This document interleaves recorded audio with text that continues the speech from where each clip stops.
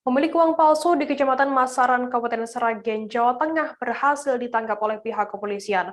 Sebelumnya, warga Masaran dihebohkan dengan penemuan uang total Rp9.950.000 yang ditinggal pemiliknya. Warga curiga pemiliknya ialah S, 38 tahun, warga Dukuh, Desa Taraman, Kecamatan Sidoarjo, Kabupaten Sragen, Jawa Tengah. Kasihumas Polres Sragen AKP Suwarso mengatakan, setelah melakukan pencarian akhirnya terduga pelaku S berhasil diamankan.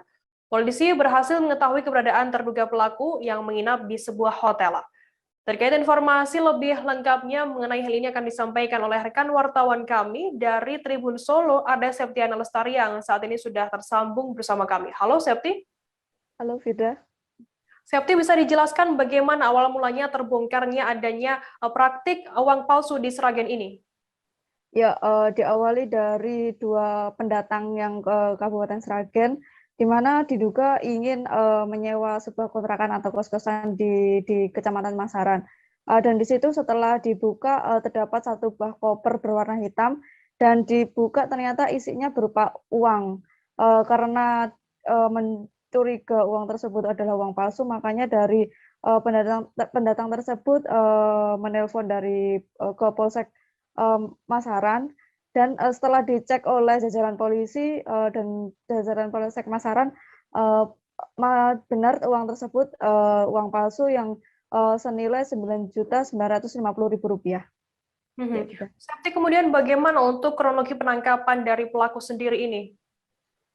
Pelaku berhasil ditangkap oleh jajaran Polsek Masaran dengan dibantu tim Resmob Polres Sragen, di mana ditangkap di hari Jumat kemarin sekitar pukul 4 pagi di sebuah hotel di kawasan Kabupaten Sragen. Dan itu berdasarkan penyelidikan dan pencarian yang dilakukan oleh polisi, dan karena memang sebelumnya sudah diketahui identitas dari yang diduga pemilik uang palsu tersebut. Gitu.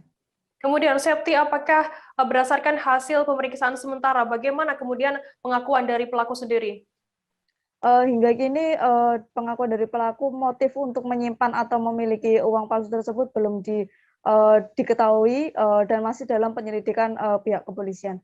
Ya. Baik, terima kasih wartawan Tribun Solo, Septiana Lestari atas laporan Anda. Selamat bertugas kembali. Jangan lupa subscribe, share, komen, dan like ya.